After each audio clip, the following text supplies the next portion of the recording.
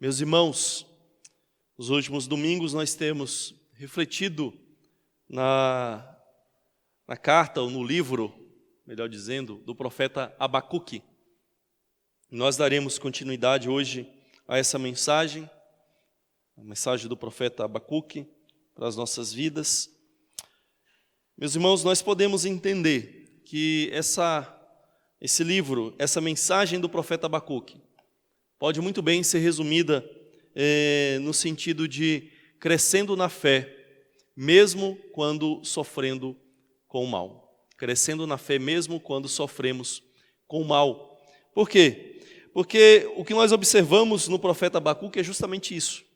Observamos que ele já chega diante do Senhor em oração, ele faz alguns questionamentos sobre o mal que havia em Israel. O Senhor responde a ele o que iria fazer sobre isso, iria julgar, iria trazer disciplina. Ao ouvir sobre a disciplina, ele volta ao Senhor de novo em oração, porque ele também não entendeu, agora menos ainda. E ele coloca diante do Senhor, o Senhor responde a ele mais uma vez. E por fim, então, no capítulo 3, nós observamos um cântico de Abacuque, um salmo de Abacuque, a adoração de Abacuque, a alegria que Abacuque está disposto a ter diante do Senhor, apesar de toda a adversidade. Então, o que nós de fato observamos no livro do profeta Abacuque é esse crescimento em fé. Abacuque vai crescendo na sua fé, ele já tem fé no Senhor, ele confia no Senhor, mas tem muitas coisas que ele não entende e que deixa ele perplexo e inquieto. Mas ele vai crescendo à medida que ele vai levando a sua inquietação na presença do Senhor em oração, e ele vai depositando isso diante do Senhor. O Senhor vai respondendo, ele vai aprendendo, ele fala novamente com o Senhor responde, e ele vai crescendo no conhecimento do Senhor e vai crescendo consequentemente em fé. Então é isso que nós podemos observar no livro do profeta Abacuque, por isso esse tema geral para o livro, crescendo em fé mesmo quando sofremos com o mal. E hoje nós vamos refletir no capítulo 1, a partir do verso 12, quando tem a segunda oração do profeta Abacuque, até o capítulo 2 todo, onde há ali a resposta do Senhor a Abacuque. Então nós vamos orar, vamos falar com o Senhor e pedir ao Senhor que nos ilumine à medida que nós vamos ler e vamos explicar a palavra de Deus. Santo Deus e amado Pai, nós estamos na Tua presença, Senhor, e estamos também diante do Teu livro sagrado, Teu livro santo. E sabemos, Pai, que esse livro foi inspirado pelo Teu Santo Espírito, foi soprado pelo Senhor através de homens santos, mas homens também pecadores, homens que dependiam do Senhor e que ouviram do Senhor e trouxeram para nós esta revelação. Por isso, Pai, nós também entendemos que precisamos da iluminação, da direção do Teu Santo Espírito, para que também agora possamos entender aquilo que foi revelado ao profeta. Ó Pai, que o Senhor nos dê entendimento, nos dê compreensão, que nos faça amar a Tua palavra e que também nos torne sujeitos e submissos a ela, Pai. Que o Senhor nos ajude, que o Senhor nos abençoe, que o Senhor abençoe o Teu povo que está aqui para ouvir a voz do Senhor. Em nome de Jesus. Amém. Então, Abacuque, capítulo 1, a partir do verso 12 até o final do capítulo 2, diz assim a palavra do Senhor.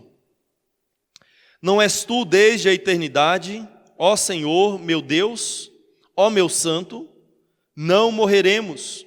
Ó Senhor, puseste aquele povo para executar juízo, tu, ó rocha, o estabeleceste para servir de disciplina. Tu és tão puro de olhos, que não pode suportar o mal, nem tolerar a opressão. Porque então toleras os traidores e te calas quando os perversos devoram aqueles que são mais justos do que eles? Porque tratas as pessoas como se fossem peixes do mar, como se fossem animais que rastejam, que não têm quem os governe? O inimigo pesca todos com anzol, apanha-os na sua rede e os ajunta na sua rede de arrastão. Então ele se alegra e fica contente. Por isso ele oferece sacrifício à sua rede e queima incenso à sua rede de arrastão, pois é por meio delas que aumentou as suas riquezas e tem abundância de comida, mas será que ele continuará a esvaziar a sua rede? Será que continuará a matar os povos sem dó nem piedade? Estarei na minha torre de vigia, e ficarei na fortaleza, e vigiarei para ver o que Deus me dirá, e o que resposta eu terei à minha queixa. O Senhor me respondeu e disse: escreva a visão, torne-a bem legível sobre tábuas, para que possa ser lida até por quem passar correndo, porque a visão ainda está para se cumprir no tempo determinado. Ela se apressa para o fim e não falhará. Mesmo que pareça demorar, espere, porque certamente virá, não tardará. Eis que a sua alma está orgulhosa, a sua alma não é reta nele, mas o justo viverá pela sua fé. Assim como o vinho é enganoso, também o arrogante não se contém. O seu apetite é como a sepultura, ele é como a morte que nunca se farta. Ele ajunta para si todas as nações e congrega todos os povos. Não é fato que todos esses povos proferirão contra ele um provérbio, um dito em zombaria? Eles dirão: ai daquele que acumula o que não é seu, até quando? E daquele que se enche de coisas penhoradas, será que não se levantarão de repente contra você e os seus credores? E não despertarão aqueles que farão você tremer? Você lhe servirá de despojo, visto que você despojou muitas nações, todos os povos que restaram virão despojá-lo, porque você derramou muito sangue e cometeu violência contra a terra, contra as cidades e contra todos os seus moradores. Ai daquele que ajunta em sua casa bens mal adquiridos, para pôr o seu ninho num lugar bem alto, a fim de livrar-se das garras do mal. Os seus planos resultarão em vergonha para a sua casa.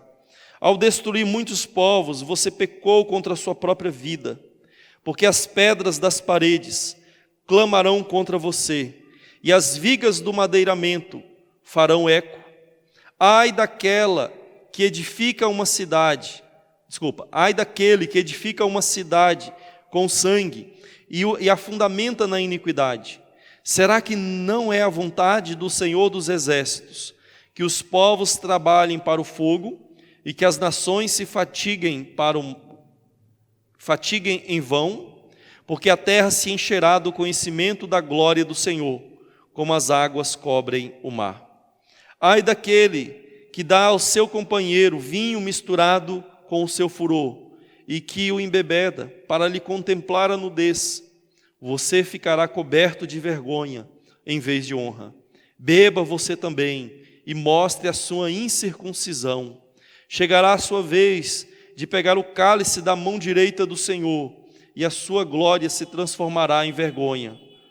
Porque a violência contra o Líbano cairá sobre você, e você ficará apavorado por ter destruído os animais, porque você derramou muito sangue e cometeu violência contra a terra, contra as cidades e contra todos os seus moradores. Para que serve o ídolo, visto que o seu artífice o esculpiu? E de que serve a imagem de fundição, mestra de mentiras? Para que o artífice confie na sua obra, fazendo ídolos mudos? Ai daquele que diz à madeira: acorde, e à pedra muda: levante-se. Pode o ídolo ensinar? Eis que está coberto de ouro e de prata, mas no seu interior não há fôlego nenhum. O Senhor, porém, está no seu santo templo, cale-se diante dele toda a terra. Amém. Meus irmãos, no século IV a.C., viveu um homem chamado Epícoro, um filósofo, pai da escola epicurista, que ensina nessa filosofia, que o que importa é o hoje, nós precisamos desfrutar, daquilo que está diante de nós, nós precisamos aproveitar o dia, como diz a expressão, carpe diem, aproveite o dia, aproveite o momento.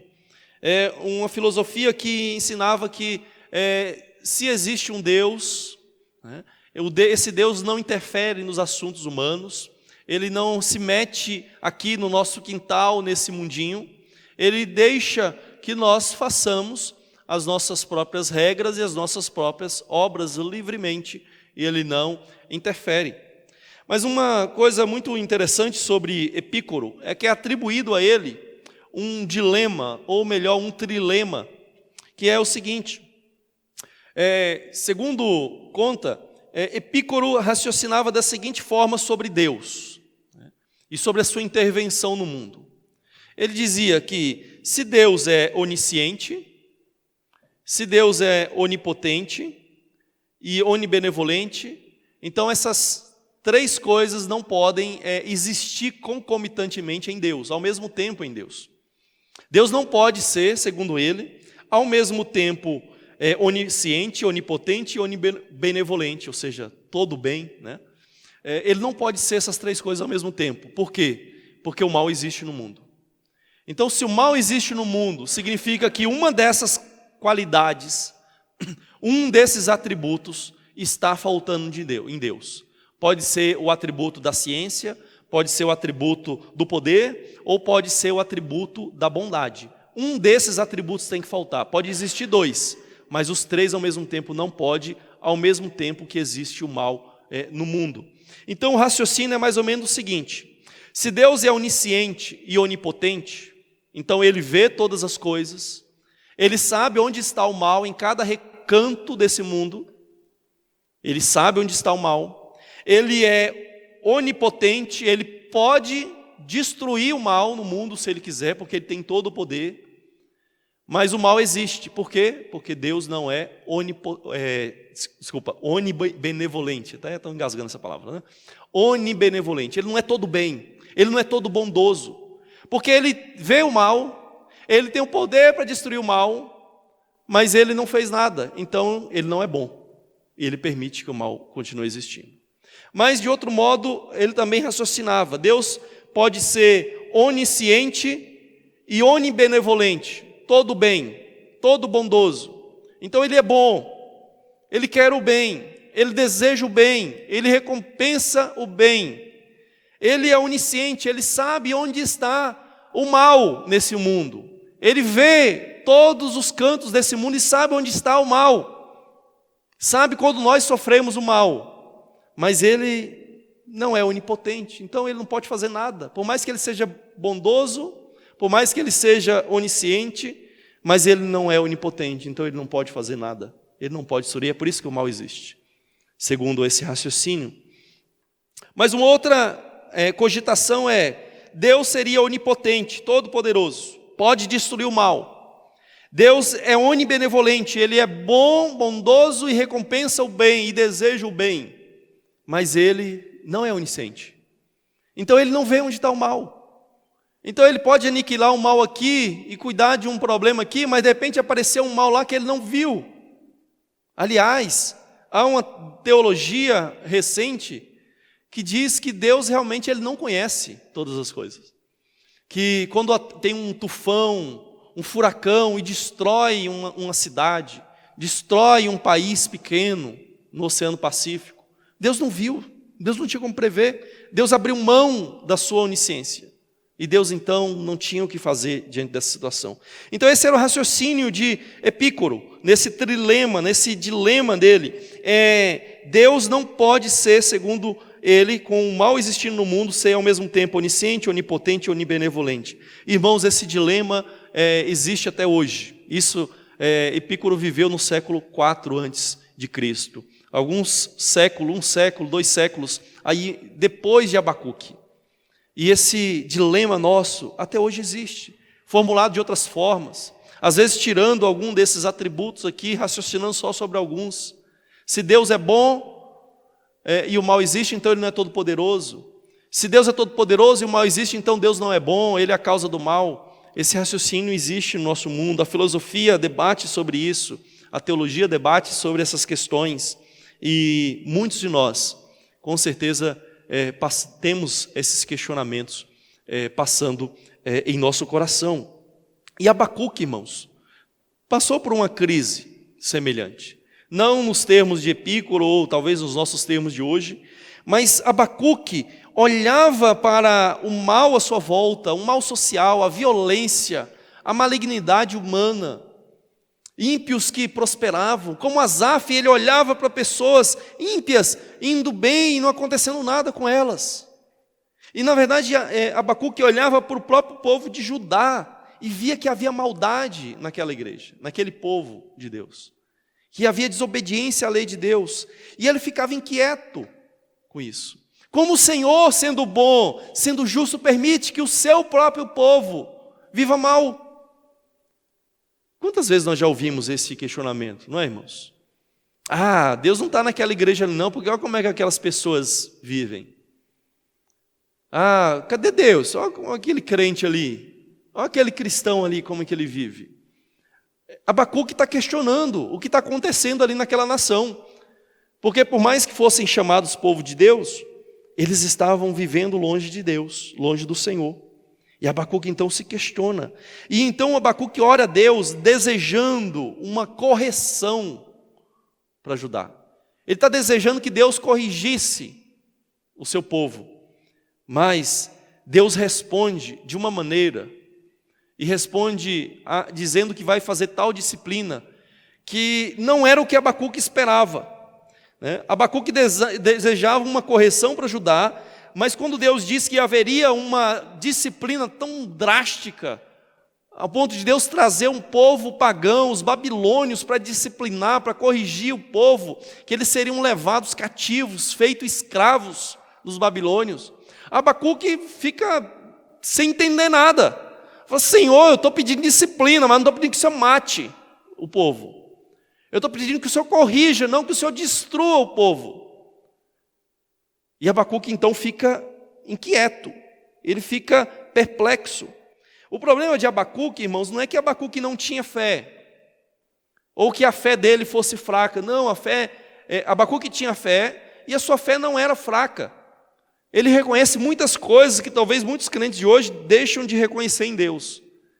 Ele reconhece a santidade, ele reconhece a eternidade, ele reconhece muitas coisas em Deus, ele tem fé.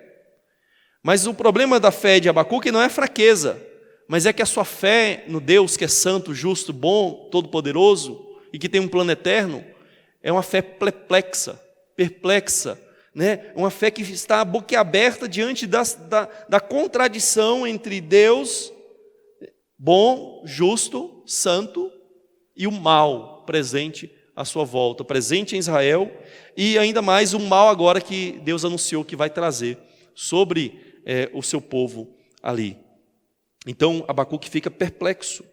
A resposta que Deus deu a Abacuque, aqueles até quando, quando ele pergunta na sua primeira oração, por que, Senhor, por quê? Depois agora ele volta novamente com outros, por quê? Até quando? Novamente. Então quando Deus respondeu a primeira oração de Abacuque, a resposta de Deus deixou ele ainda mais perplexo. Se ele já não estava entendendo, quando Deus responde, parece que ele fica sem entender mais nada ainda. Ele fica totalmente confuso, ele fica totalmente perplexo diante do fato de que Deus de fato traria os babilônios para castigar o povo. Talvez, irmãos, nós tenhamos, ou alguns de nós tenhamos passado por uma situação assim, no nosso tempo agora, esse ano. Talvez quando nós vimos surgir essa pandemia, talvez quando nós vimos a igreja ser fechada, as pessoas terem que ficar em casa, os crentes terem que ficar em casa, deixar de trabalhar um pouco para ficar mais em casa. Talvez muitos de nós tenhamos pensado assim, que bom, foi bom o Senhor, foi bom Deus ter mandado essa correção para nós, porque a gente não valorizava a família, não é? Nós não valorizávamos a família, agora Deus deu um jeito da gente ficar em casa. Quantas pessoas falaram isso, não foi? Deus deu um jeito para a gente ficar em casa, dar mais atenção para a esposa, para o esposo, para o filho, para a filha. Ficarmos mais juntos, ser mais unidos. No início, muitos pensaram isso. Mas depois de 1 mês, 2, 3 em casa, 4, aí ninguém aguentava mais olhar para a cara do outro. É mais ou menos, não é igual, mas é semelhante ao que Abacuque está passando. Abacuque está falando, Senhor, esse povo precisa ser disciplinado. Aí Deus, tá bom, eu vou mandar a disciplina, vão ser os babilônios. Aí Abacuque, não, agora já é demais, já é demais. Então assim, a gente quer controlar o grau da disciplina de Deus, né? Deus quer que, tá bom, Deus nos deixou em casa para a gente desfrutar um pouco mais da família. Mas tá bom, agora já chega, né, Deus? Agora já chega, já passou do limite.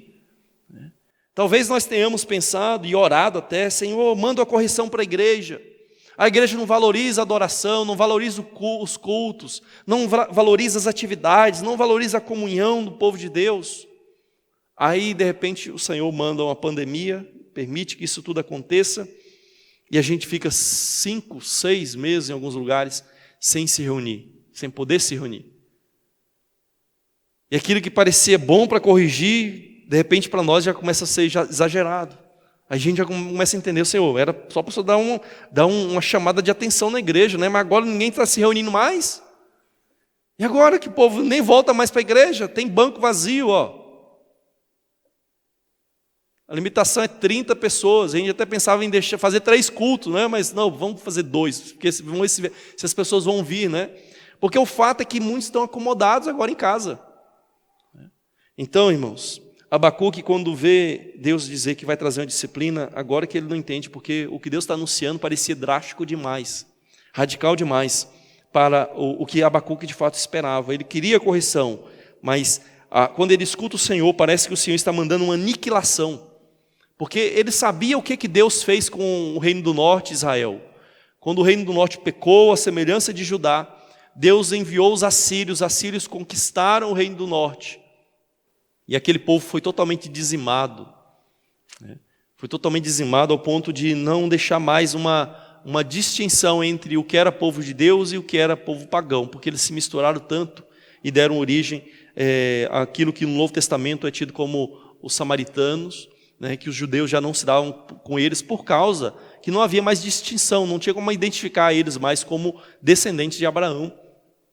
Então Abacuque está esperando agora, quando Deus anuncia o juízo, esperando que talvez aconteça algo semelhante com o reino do sul, Judá. E então, irmãos, nós podemos aprender algo muito grande, muito precioso com essa oração aqui de Abacuque e com a resposta de Deus. E a nossa lição hoje é: leve à presença de Deus a sua perplexidade diante do mal. Leve, como Abacuque fez. Abacuque está perplexo ao ver o mal. E ele foi ao Senhor e levou diante do Senhor, a presença do Senhor, a sua perplexidade, o seu dilema, a sua inquietação, o seu sofrimento. Ele levou diante do Senhor. Então, em primeiro lugar, leve à presença de Deus a sua perplexidade diante do mal, confiando no eterno plano de Deus. Em primeiro lugar, confiando no eterno plano de Deus. Olha como que Abacuque começa a sua oração. Não és tu, desde a eternidade, ó Senhor, meu Deus, ó meu santo, não morreremos. Ó Senhor, puseste aquele povo para executar juízo. Tu, ó rocha, estabeleceste para servir de disciplina. Então veja, Abacuque reconhece, ele vai à presença de Deus e reconhece que Deus é eterno e o seu plano, consequentemente, é eterno. Então ele vai confiando que Deus não mudou de plano, porque Deus não é mutável. Deus é o mesmo ontem, hoje e sempre. Então ele tem um propósito, o seu propósito é firme. É por isso que ele é chamado de rocha, porque ele não se altera, ele é permanente, ele é estável. E Abacuque então tem em primeiro lugar, ao ir à presença de Deus, essa confiança em um Deus eterno, cujo plano é eterno, e nesse plano está um povo, o povo de Deus. E quando Abacuque coloca isso na sua oração, por mais que ele não esteja entendendo como é que Deus pode trazer uma disciplina tão radical sobre Judá, ele está dizendo: mas Senhor, o Senhor tem um plano, não é possível que o Senhor esteja mudando, o Senhor é eterno. Então ele diz assim: não morreremos, ou seja, Judá não vai ser extinta, não vai ser aniquilada, Judá permanecerá, essa nação permanecerá. Então, tenha também isso em mente. Quando você estiver perplexo com o mal, vá diante do Senhor, a presença do Senhor, mas vai com isso em mente, Deus tem um propósito, seu propósito não pode ser frustrado, o seu plano é eterno, o seu plano é permanente, e a sua igreja jamais será aniquilada. Lembra do que Jesus disse? Que ele edificaria a sua igreja e as portas do Hades jamais prevaleceriam contra ela? O que Jesus está dizendo é que o seu povo jamais seria destruído. Ainda que o seu povo morresse, a ideia ali, irmãos, por mais que alguns façam algumas interpretações meio estranhas, né, dizendo que a igreja avança sobre as portas do inferno, etc., nada a ver com isso. Ali simplesmente o Hades representa a morte, o estado de morte. O que Jesus está dizendo é que ainda que nós possamos morrer, Ele é poderoso e Ele tem as chaves da morte e do Hades para ressuscitar a todos nós. E a sua igreja jamais pereceria no Hades, jamais ficaria trancada nas portas da morte, porque Ele tem o poder sobre a morte, Ele tem autoridade sobre ela. Então, Abacuque, de certa forma, reconhece isso. Ele diz, não, nós não vamos morrer, o Senhor vai nos preservar, o Senhor vai deixar um remanescente. A Bíblia reconhece isso, que Deus jamais ficaria sem um povo na face da terra. Mas Abacuque está sem entender como é que o seu plano eterno de ter um povo, de guardar esse povo, de fazer desse povo uma grande nação, se harmoniza com o Senhor trazer agora um juízo através dos babilônios. Será que esses babilônios não vão fazer como os assírios fizeram? Então Abacuque está inquieto. Então, irmãos, você talvez possa estar inquieto em muitas situações da sua vida, mas coloque isso. Se você é filho de Deus, se você confia no Senhor Jesus, você saiba, Deus tem um plano eterno, e nesse plano Deus tem um povo, e esse povo será preservado, e você como parte desse povo será preservado até o fim. Então, em primeiro lugar, confie no eterno plano de Deus. Mas em segundo lugar, leve à presença de Deus a sua perplexidade diante do mal, crendo na santidade da justiça divina. Creia que Deus é santo, é justo, e aquilo que Ele faz, e até a sua disciplina é justa. Olha como Abacuque reconhece isso, verso 13. Abacuque diz, tu és tão puro de olhos, que não pode suportar o mal, nem tolerar a opressão. Está vendo?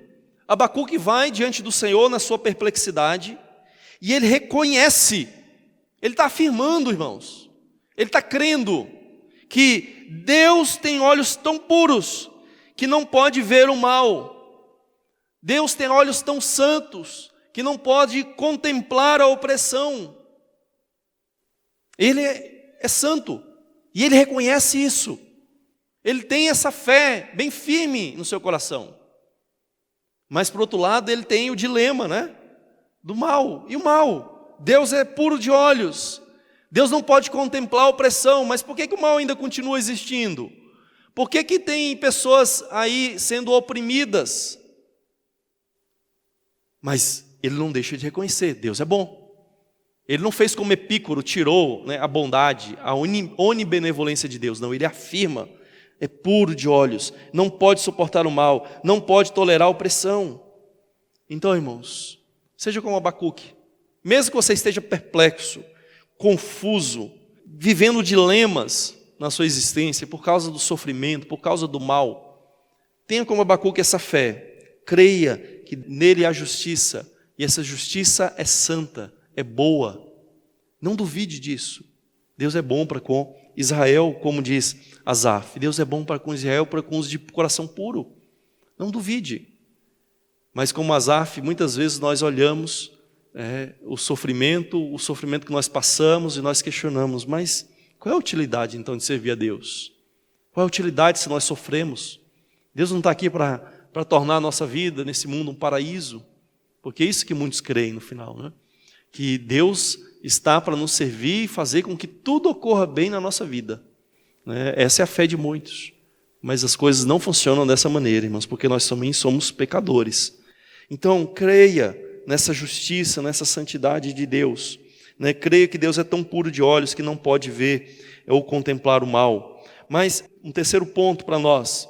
Leve a presença de Deus a sua perplexidade diante do mal, falando sinceramente sobre a sua inquietação.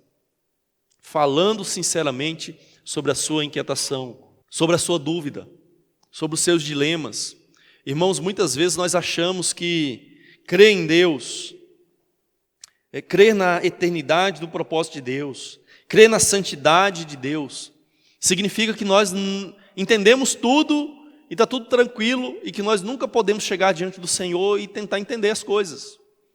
E questionar, Senhor, se isso é assim, mas por que está acontecendo isso?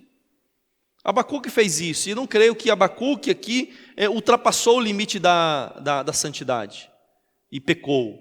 Eu creio que ele está levando diante do Senhor uma inquietação legítima, que nós vemos nos Salmos. Os Salmos estão repletos de orações inquietantes, de clamores para que Deus intervenha. Senhor, até quando? O Senhor esqueceu-se de mim. O próprio Jesus pronuncia, e remete ao Salmo 22. Senhor, Senhor, por que me abandonaste? O próprio Jesus. Então não é errado você chegar diante de Deus com a sua inquietação. É correto você ser sincero e chegar-se à presença de Deus e colocar a sua inquietação para Ele. Lembre-se, embora Deus seja puro de olhos, ao ponto de não poder contemplar o mal, Abacuque então diz, aí no mesmo verso 13, por que então? Por quê? Está vendo? De um lado ele afirma, a fé dele é, Deus é puro, santo. Aí ele diz, por que então toleras os traidores e te calas quando os perversos devoram aqueles que são mais justos do que eles? Por que tratas as pessoas como se fossem peixes do mar, como se fossem animais que rastejam, que não tem quem os governe? Então Abacuque, ele não abandona a fé, então ele tem fé num Deus santo, mas por outro lado ele não entende como que a santidade de Deus se harmoniza com o fato aparente aos seus olhos de que Deus está tolerando os traidores, está calado quando os perversos devoram aqueles que são mais justos do que eles. Aqui Abacuque está remetendo aos babilônios, porque Deus afirmou a Abacuque que vai trazer os babilônios para servir de disciplina. Abacuque reconheceu isso. No verso 12 aí ele diz, trouxeste esse povo para servir de disciplina. Mas quando Deus diz que é os babilônios, que são os babilônios, Abacuque diz, já é demais. Porque esse povo é muito ímpio. Esperava que o Senhor mesmo, talvez, descesse do céu, disciplinasse. Deus fez isso no passado, não fez? Deus mesmo desceu e disciplinou o povo. Muitos morreram, muitos ficaram doentes, lepra. A própria Miriam, por causa da desobediência, da rebeldia dela, contra Deus e contra Moisés, ficou leprosa. Então Deus muitas vezes disciplinou o seu povo. E talvez Abacuque esperasse assim, não, espera uma pessoa santa para disciplinar os pecadores. Mas quando Deus trouxe pecadores piores para disciplinar pecadores menores, aí Abacuque não entendeu. É como às vezes acontece na igreja, na disciplina. A pessoa que é disciplinada muitas vezes questiona, mas quem é esse aqui para me disciplinar? Quem são esses presbíteros, esse conselho, esse pastor para me corrigir, se eles são mais pecadores do que eu?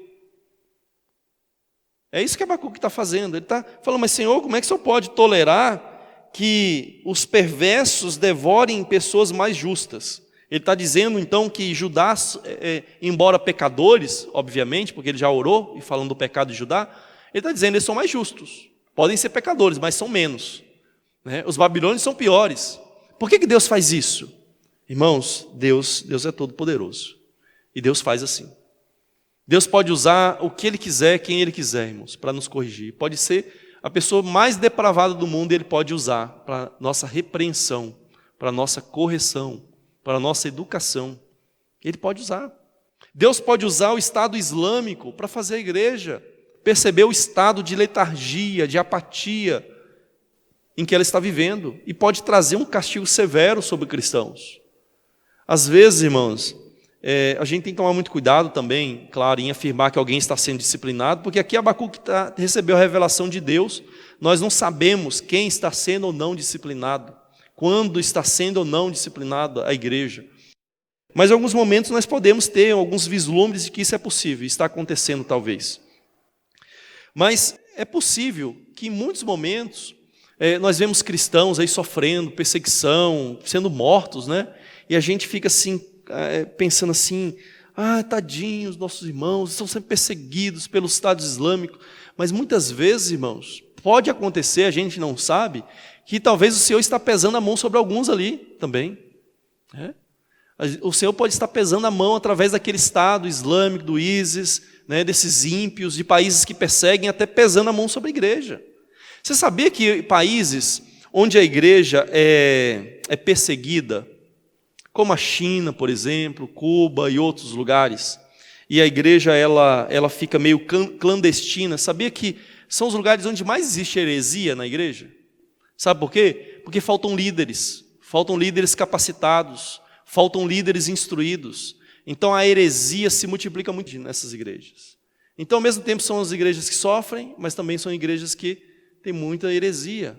Então pode ser, não estou falando que tá? Por favor, não afirme isso. Mas pode ser que muitas vezes a perseguição também é uma forma de disciplina do Senhor, como foi aqui com os babilônios. Então, Abacuque leva a sua inquietação diante de Deus. Ele é sincero: Senhor, eu sei que isso é puro, mas por que o Senhor tolera? Por que o Senhor deixa? Aí ele diz: por que parece que as pessoas estão como peixes sem governo nenhum? Os peixes do mar naquela época não tinham muito controle, né? Hoje a gente até consegue fazer algum controle, coloca cerca, coloca gaiola, controla, faz criadouro no meio do mar, né? Mas naquela época o negócio era mais complicado. Você domesticava animais da terra, mas do mar não. Então ele está dizendo: as pessoas são como peixes do mar, sem governo nenhum, sem direção nenhuma, sem domesticação nenhuma. O Senhor deixa e não protege essas pessoas. Então Abacuque está sendo sincero. Ele está dizendo: o Senhor é santo, o Senhor tem um plano, mas eu não entendo por que o mal está aí correndo solto nesse mundo, correndo solto e nos ameaçando. E a resposta a isso, irmãos, vem quando Deus fala com Abacuque, quando Deus dá a sua resposta a Abacuque. Depois de Abacuque colocar o seu questionamento, a sua inquietação de maneira sincera diante de Deus, Abacuque diz, no capítulo 2, verso 1, estarei na minha torre de vigia, e ficarei na fortaleza, e vigiarei para ver o que o Senhor me dirá, e que resposta eu terei à minha queixa. Abacuque diz: olha, apresentei ao Senhor a minha oração, fui sincero, confessei a minha fé, e abri o meu coração, colocando a minha inquietação. Agora eu vou esperar o que o Senhor vai me responder. Eu já me queixei, já levei ao Senhor o meu questionamento, agora eu quero ver o que o Senhor me dirá. Essa ideia de uma torre de vigia, ela pode ser, alguns entendem que Abacuque está meio amedrontado, né? Porque ele foi atrevido, ele foi à frente de Deus, questionou o que Deus está fazendo, por que Deus não está agindo. Então ele fala: eu vou me refugiar na minha torre de vigia, na minha fortaleza, e vou ver o que o Senhor vai me responder, ou vou ver a repreensão do Senhor para mim. Ele está esperando uma resposta dura da parte de Deus. Alguns entendem assim. Ou talvez isso aqui simplesmente seja uma imagem que ele está usando, olha, como uma sentinela que está em cima da torre esperando vir, às vezes um mensageiro trazer uma notícia, ou vigiando para ver se vem algum inimigo. Eu vou me colocar também na minha torre de vigia e vou esperar, vou estar de sentinela, esperando até que o Senhor me responda. Até que o Senhor me responda. Como o Salmo que diz: de manhã, Senhor, apresento a minha oração e fico esperando. E Abacuque apresentou ao Senhor a sua inquietação, e ele ficou esperando na sua torre de vigia, até o Senhor responder. Aí por fim o Senhor responde. Está lá a partir do verso 2. E a resposta de Deus, irmãos, te ensina a estar disposto a ouvir a Deus sobre o seu propósito justo. Leve à presença de Deus a sua perplexidade diante do mal, disposto a ouvir a Deus sobre o seu propósito justo. Abacuque fez isso. Ele levou diante do Senhor a sua oração, e então ele ficou disposto a ouvir o que o Senhor diria para ele em resposta. E o que o Senhor respondeu?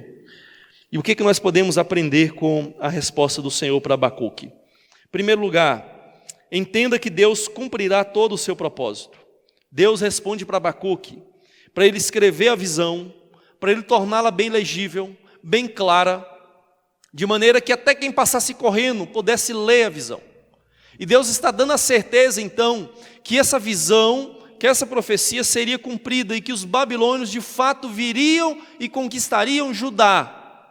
E que, embora a visão parecesse demorar, parecesse não chegar, Deus iria cumpri-la.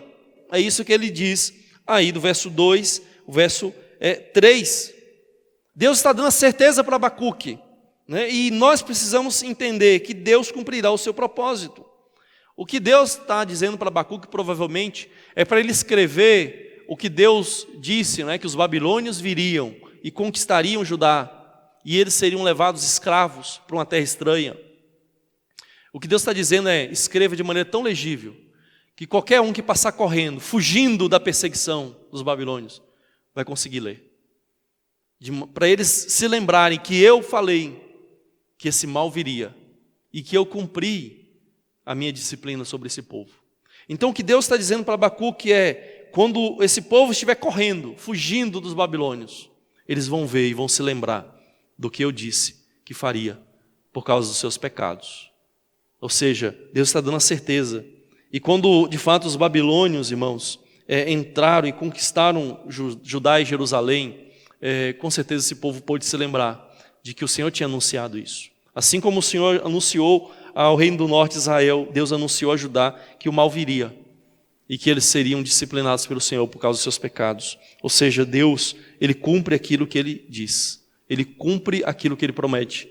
Todas as suas profecias irão se cumprir no devido tempo, ainda que pareça demorar, como Ele diz a Abacuque, mas pode tardar, mas ela virá. Ela vai acontecer, ela vai se cumprir no tempo que o Senhor determinou. Uma outra coisa que nós podemos aprender aqui com a resposta do Senhor a Abacuque é: entenda que Deus preserva aqueles que são justificados pela fé. Embora Deus estivesse trazendo a disciplina sobre aquele povo, Deus iria preservar aqueles que confiassem no Senhor. O texto diz, no verso 4, eis que a sua alma está orgulhosa. Aqui é a referência aos babilônios. Eis que a sua alma está orgulhosa, a sua alma não é reta nele, mas o justo viverá pela sua fé. Então ele contrasta o orgulho dos babilônios na sua glória, no seu poder bélico. Ele contrasta esse orgulho com a humildade da fé, de alguém que confia. Alguém que não é salvo pela sua própria força, sua própria habilidade, mas é salvo pelo Senhor. O justo vive pela fé, o justo ou o justificado vive porque confia no Senhor. Nós somos justificados, irmãos, e por isso então nós cremos, nós confiamos em Deus, no Senhor Jesus Cristo. A Bíblia diz em Romanos capítulo 3, verso 26, que Deus é justo, de um lado, Ele é justo, é santo, e Ele é justificador daquele que tem fé em Jesus. Então, ao mesmo tempo, Deus é justo, mas Ele justifica. Mas a Bíblia não diz que Ele não justifica o pecador? Como é que Ele pode nos justificar sendo pecadores? Porque Ele cumpriu a sua justiça. Ele é justo. Ao punir o nosso pecado em Cristo, ao disciplinar o nosso pecado em Cristo, Ele pôde então ser justo e então pôde ao mesmo tempo nos justificar, porque nós cremos na justiça dele executada em Cristo. E esse texto aponta para isso, né? Aponta para o fato de que aquele que sobrevivesse, aquele que escapasse de tudo isso, aquele que permanecesse, iria permanecer não porque era santo, não porque era perfeito, mas porque confiava e descansava na justiça de Deus, descansava na bondade de Deus. Assim como nós, irmãos, nós não somos salvos porque nós somos santos. Nós somos salvos para sermos santos. Para sermos, e não porque somos. Deus nos salva porque nós cremos em Jesus. Então nós somos instantaneamente salvos e permanentemente salvos, porque nós continuamos crendo e confiando no Senhor Jesus. Nós vivemos pela fé. E vivendo pela fé, nós somos então santificados. Nós somos cada dia mais tornados justos também. Mas isso começa quando nós cremos em Jesus e somos justificados por Deus do nosso pecado. E Deus não nos imputa mais pecado algum. É por isso que esse texto se tornou tão importante para a igreja, para a nossa igreja. Porque na reforma, Lutero, quando ele estava inquieto, tentando se justificar diante de Deus, tentando se salvar diante de Deus, pelas suas obras, pela sua habilidade, ele, ao descobrir esse texto em Romanos, ele entendeu que ele não era salvo porque ele fazia, mas por aquilo que Cristo fez por ele. Ele seria salvo pela fé, porque o justo vive pela fé. Então Romanos 1,17 cita esse texto de Abacuque, Gálatas 3,11 cita esse texto, e Hebreus 10, 38 e 39 também faz referência a esse mesmo texto de Abacuque, que o justo vive pela fé, que só vive aquele que tem fé no Senhor, aquele que confia no Senhor, justificado do seu pecado. Então entenda isso, que o justo e você só vai viver pela fé. Quando nós olhamos o mal no mundo, irmãos, nós somos tentados a pensar como Abacuque, né? Nós somos menos maus, menos injustos, menos pecadores. Mas, irmãos, pecado é todo pecado. Todo pecador merece a condenação de Deus. Nós só podemos ser salvos, não é porque nós somos mais justos ou menos pecadores. Nós somos salvos porque Cristo é sem pecado. E o Cristo sem pecado morreu no nosso lugar. E é por isso que nós podemos ser salvos. Então, que nós não cometamos esse mesmo engano de Abacuque, né, em dizer, Senhor, como é que o Senhor deixa os perversos devorarem aqueles que são mais justos? O homem que tinha acabado de orar, dizendo que Judá vivia em pecados, desobedecendo ao Senhor.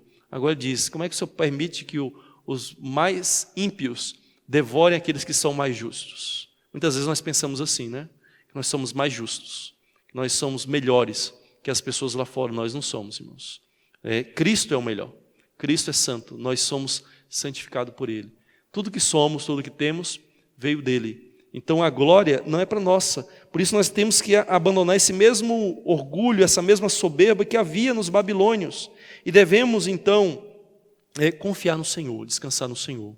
E por fim, irmãos, eu gostaria também que a gente entendesse que Deus condena os pecados dos orgulhosos, ou melhor, os pecadores orgulhosos. O final da oração, da resposta do Senhor à oração de Abacuque, mostra a condenação de Deus para os babilônios. A partir aí do verso 6 em diante, principalmente, Deus pronuncia alguns ais contra os babilônios. O que Deus está dizendo é, Abacuque, embora eu esteja vendo o mal, embora eu tenha usado os babilônios e esteja trazendo os babilônios para disciplinar esse povo, eu não estou ignorando o pecado dos babilônios, eu não estou justificando o pecado dos babilônios, eu não estou tolerando o pecado deles, eu não estou tratando eles como se eles fossem o meu povo e como se tivesse tudo bem com aquilo que eles estão fazendo, porque no devido tempo, o meu próprio instrumento de disciplina também será corrigido, também será castigado. Ou seja, Deus usaria os babilônios para castigar a Judá, a Jerusalém, mas Deus também, no devido tempo, traria uma outra nação para destruir os babilônios também. E de fato aconteceu. Isaías profetiza sobre isso, que Ciro viria, Ciro, chamado ali de ungido de Deus, um rei pagão, e Deus escolhe esse rei pagão para entrar e conquistar a Babilônia. Isso acontece um tempo depois, mais ou menos um século depois, aqui do tempo de Abacuque. Porque Babilônia, por mais que ela tenha se levantado como uma grande nação, não durou muito tempo. Não durou muito tempo. Assim como nós falamos no domingo passado, né? A ascensão foi muito rápida. Foi realmente obra de Deus. A queda também foi obra de Deus, porque na rapidez com que ela se acendeu como nação, como potência, ela caiu também debaixo do juízo de Deus, através de Ciro, o Grande. Então, irmãos, Deus, Ele vê o mal. E Ele, no devido tempo, Ele vai corrigir todo o mal no mundo. E isso só vai acontecer, de fato, quando Cristo voltar. Enquanto Cristo não voltar, Deus pontualmente age com juízo, ora aqui, ora ali, ora Ele corrige a igreja, ora não, né? No devido tempo, conforme o plano dEle, conforme o propósito dEle.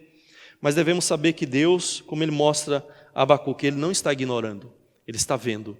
E Ele é bom, e Ele não tolera o mal.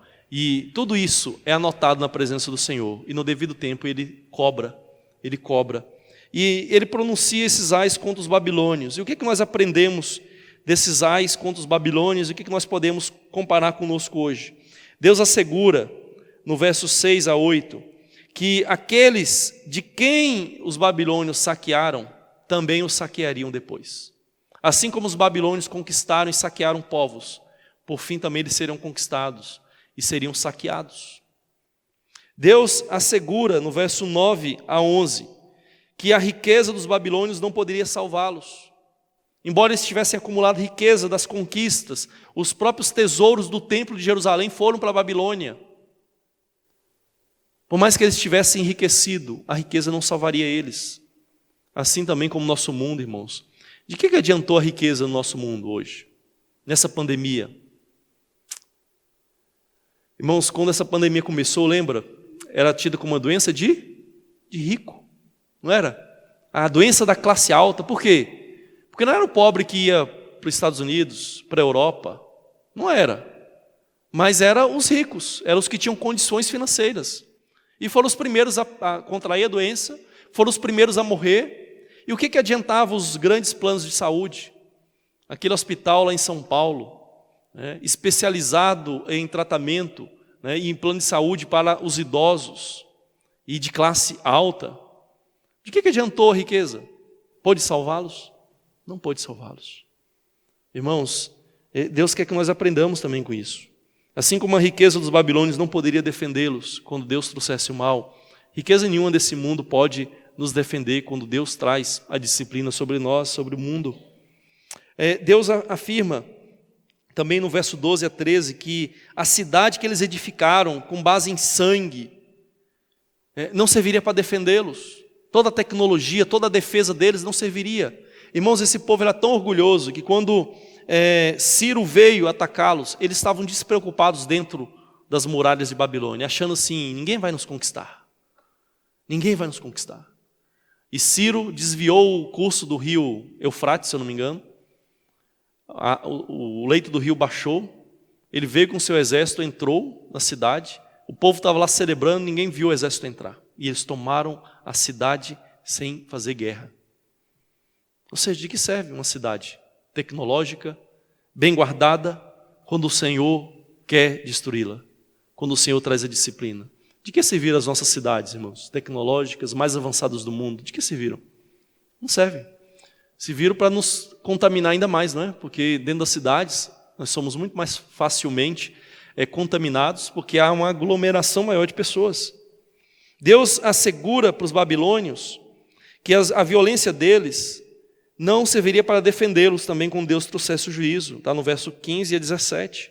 Deus traria juízo e a violência deles seria quebrada. Ou seja, de que serve a força humana? Irmãos, de que serve a força humana? Quantos jovens também não morreram, né? Só idosos que morrem. Quantos jovens não morreram nessa pandemia? Então a força humana, irmãos, é uma ilusão. Nós somos fracos, somos frágeis. Quando Deus quer, Deus faz, e não é a nossa força que vai impedir. E por fim Deus diz no verso 18 a 20, que os ídolos deste mundo, dos babilônios, nada são diante de Deus, são inúteis. Irmãos, aquilo que o mundo confia de fato são ídolos. Não servem de nada, não valem de nada. O dinheiro é um ídolo, a saúde é um ídolo, a condição financeira é um ídolo, a jovialidade é um ídolo para muitos. É por isso que as coisas que mais crescem e dão lucro hoje em dia são coisas ligadas à beleza, tratamentos de beleza, produtos de beleza. Por quê? Porque a beleza, a jovialidade se tornou um ídolo para muitas pessoas. Não estou dizendo que todo mundo que se preocupa com a aparência é idólatra. Mas estou dizendo que para muitos é. Para pessoas, elas são idólatras. Elas deixam de comer, elas deixam de ter coisas necessárias em suas casas para estarem bonitas. É um faminto bonito, muitas vezes. É o que muitos são. Por quê? Porque a beleza, a jovialidade se tornou um ídolo. E a gente tem que se lembrar que tudo aquilo em que o mundo confia, em vez de confiar no Senhor, no plano eterno do Senhor, na santidade e justiça do Senhor, é um ídolo. E todo ídolo será quebrado. Todo ídolo será destruído. Os ídolos de Babilônia, os deuses de Babilônia não serviram para defendê-los quando Deus trouxe o juízo. Queridos, que nós possamos aprender com tudo isso, que nós devemos levar à presença de Deus a nossa perplexidade, a nossa inquietação diante do mal. E nós devemos fazer isso de 4 formas. Primeiro, confiando no eterno plano de Deus, confiando que Ele tem um plano e Ele vai cumpri-lo. Segundo, crendo na santidade e da justiça divina. Deus é puro, Deus é santo e Ele não suporta o mal. Terceiro, falando sinceramente sobre a sua inquietação. Não deixe de levar ao Senhor a sua inquietação. Fale, seja sincero. Fale do seu sofrimento, fale da sua dor. Os salmos estão repletos de sinceridade diante do Senhor. Aliás, João Calvino diz que os salmos são uma anatomia da alma, onde os salmistas desnudam a sua alma diante do Senhor e são sinceros ao derramar as suas preocupações, ansiedades e queixas diante de Deus. E em quarto lugar, faça isso disposto a ouvir a Deus sobre o seu propósito justo. Esteja disposto a ouvir o que o Senhor tem a dizer.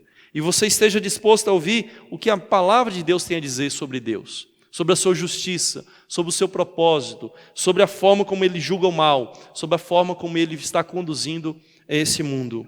Irmãos, há coisas que de fato escapam à nossa compreensão, escapam ao nosso entendimento, há dilemas que nos inquietam e nos deixam perplexos. E muitos desses dilemas talvez vão caminhar a nossa vida toda e nós nunca talvez vamos ter resposta para alguns deles.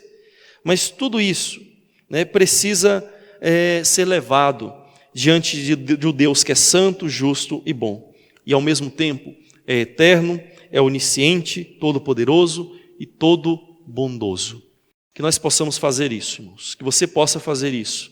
Que você leve à presença de Deus a sua perplexidade diante do mal, diante do sofrimento que você passa, diante do sofrimento que pessoas à sua volta passam, que você possa saber, Deus é santo, Deus tem o controle sobre tudo, Deus tem um propósito em tudo, e que nós possamos nos submeter a Ele, confiar nele, confiar na sua justiça, e depositarmos a nossa fé nele para sermos justificados, porque se nós não formos justificados pela fé, nós também pereceremos com todos os demais desse mundo.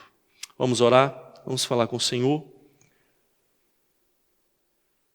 Santo Deus e amado Pai, nós nos colocamos, Senhor, na Tua presença e queremos, Pai, lhe pedir que o Senhor nos ensine a levarmos à Tua presença a nossa perplexidade, a nossa incompreensão, os nossos dilemas, as nossas dúvidas, Senhor. Nos ensine a levar diante de Ti em oração, mas acima de tudo, fazemos isso confiando que o Senhor é um Deus que é eterno e tem um plano eterno e durável, permanente. Nos ensine a fazer isso, Pai, crendo, acima de tudo, que o Senhor é um Deus santo, que não tolera o mal, um Deus que realmente vê o mal, mas que não se satisfaz nele. Ó Pai, que nos ensine também a fazermos isso, abrindo o nosso coração com sinceridade diante de Ti, colocando as nossas lutas, as nossas dúvidas, as nossas inquietações, nossas queixas na presença do Senhor, mas fazendo isso de uma maneira santa, como os salmistas muitas vezes fizeram, Pai. Ó Pai, nos ensine a levarmos diante do Senhor a nossa perplexidade, mas acima de tudo, dispostos a ouvirmos ao Senhor, o que o Senhor tem a nos dizer sobre o seu propósito eterno, sobre o seu propósito que é bom, sobre o seu propósito que é santo, Pai. Que o Senhor nos ensine a descansar no Senhor. E como Abacuque possamos crescer em fé através da oração, mesmo quando sofremos com o mal, Senhor. É em nome do Teu Filho Jesus que nós oramos. Amém.